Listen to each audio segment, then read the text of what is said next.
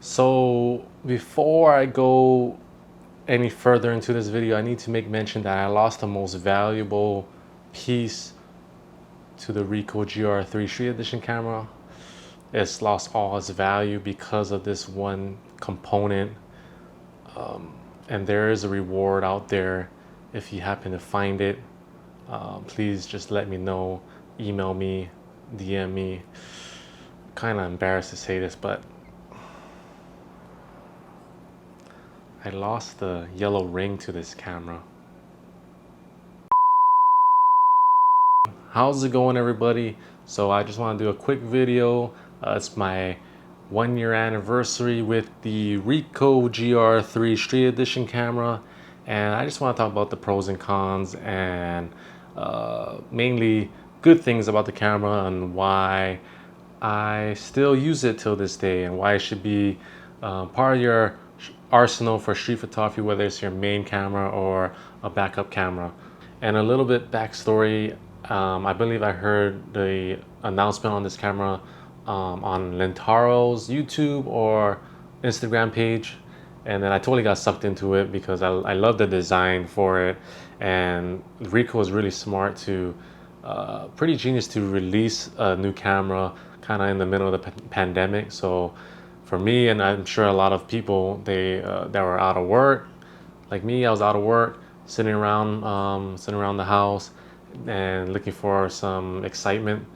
And so when this camera came out, I just had to get it, bring some kind of joy into my life, and convince myself, hey, I need a new camera to document the empty streets of Honolulu. So let's just talk about some of the cool things that make this GR III Street Edition camera unique.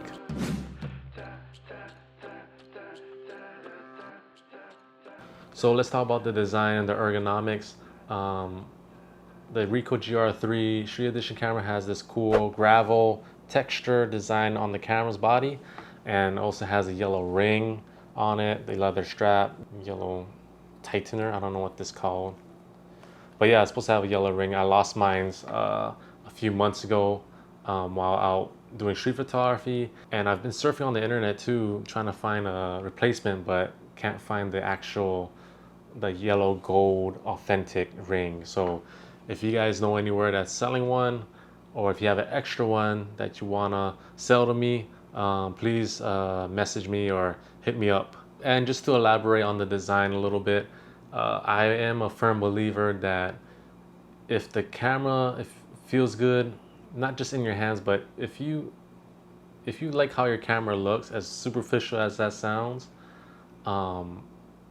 then I believe you're gonna do better when you're out shooting street photography. Now that I'm not saying you're gonna get better photos because you have a nicer camera, but I do think your psychology or something in your brain allows you to just think more freely or open up a little bit more. So you'll start clicking that shutter button more often than not. That's why I think the Leica, it does something to people, you know, knowing that they have this Tesla-like brand of a camera in their hands, and it just allows them to just shoot and have fun with it. But for the Ricoh, yeah, in the beginning, it took me a while. It took me a while to get used to because you know, for the past 10 years, I've always brought the camera and electronic viewfinder to my eye with the Olympus series.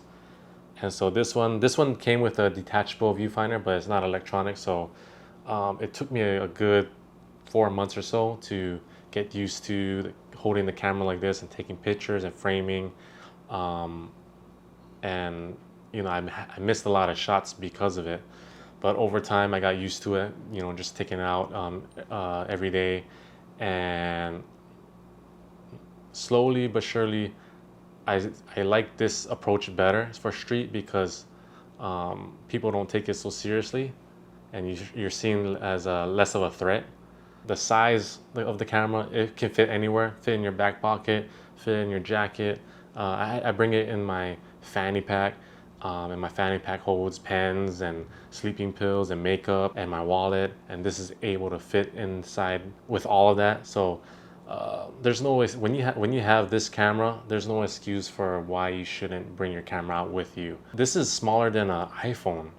My iPhone is bigger than this. To me, I just don't see myself going back to using a bigger camera than this for street photography.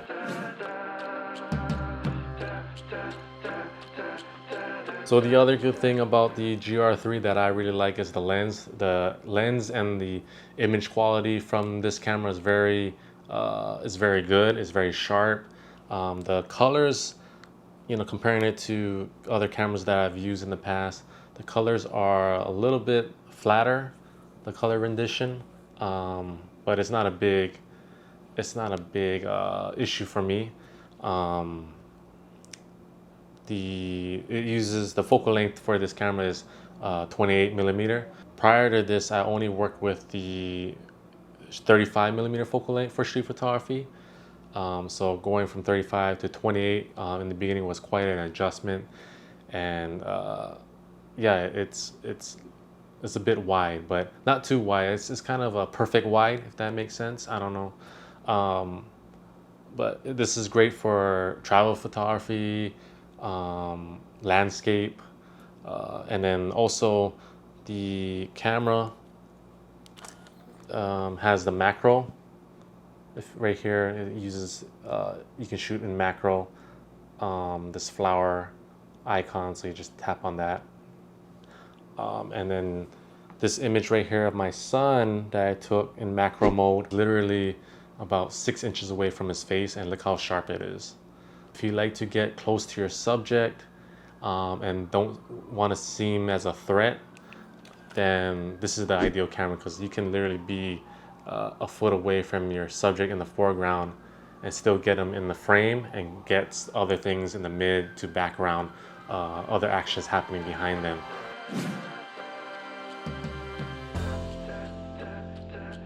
So one of the popular features on the Ricoh GR III Street Edition camera is the snap focus feature.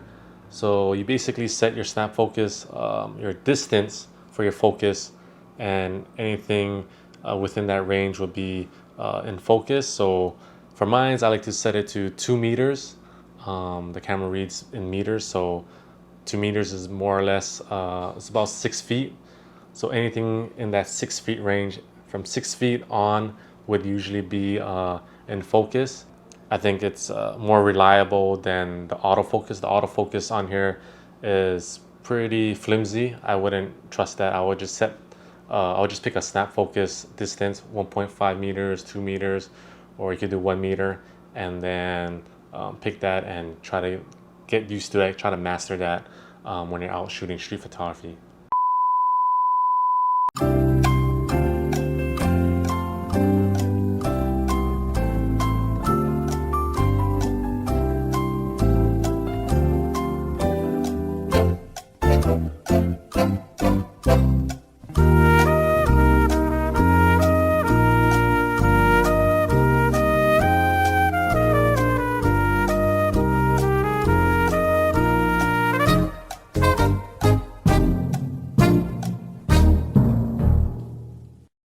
The GRs are commonly known for collecting dust in the sensor. I don't know if that increases the longer you have the GR or not, or dust can go in as soon as you pop it open from the box and open the lens up. I have yet to experience that, and you'll know if you have dust in your lens not just by looking at the actual lens, but try shooting the sky or shooting on something white, shooting a clean white background or something, and you'll see little particles floating on your image. Just knowing that, it kind of lowers my expectations. So knowing that will possibly happen to my camera kind of brings me at ease. So it's not going to be like a left hook out of nowhere. Another thing is the camera is known for overheating.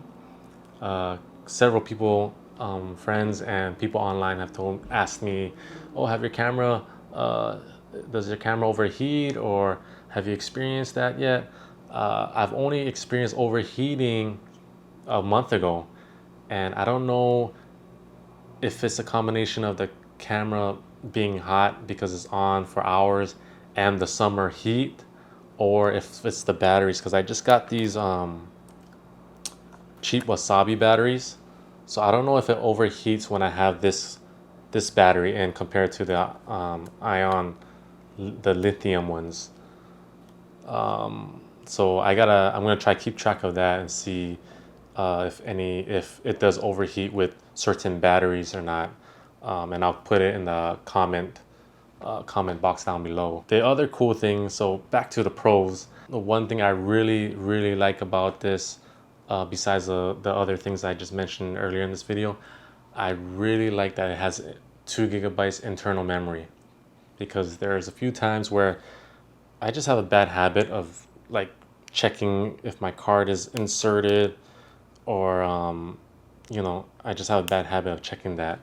So there was a few times where I went out to shoot and I noticed that I don't even have my card inside.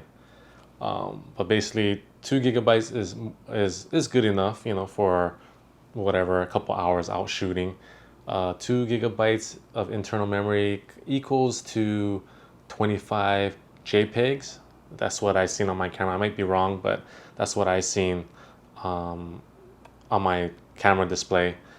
And you just got to be more conservative if you're in that situation. You got to be more conservative and when to press your shutter button. Treat it like a film camera. And the other thing that I like about this camera is that it has internal ND filters. Even though I have yet to use it, it's just good to know that it's available. That's my recap on the camera. Like I said, it's the image quality is great on the Ricoh GR III Street Edition camera. It's light, it's small, it fits anywhere. I bring it with me everywhere in my fanny pack. People don't see it as a threat. The 28mm focal length is really perfect once you get used to it. So before I leave, I would just want to share with you some of my favorite images captured with the Ricoh GR III Street Edition camera of the past year. Before you exit this video, please hit the subscribe button, and you know that bell right next to the subscribe button, hit that, and every time I upload new content or videos, you'll be notified first. Also, I have a special affiliation with Lensrental, the largest rental company, camera rental, gear, lens rental in the US. Use my link down below, and then use promo code TH315 to receive 15% off on your checkout. But in any event, until next time.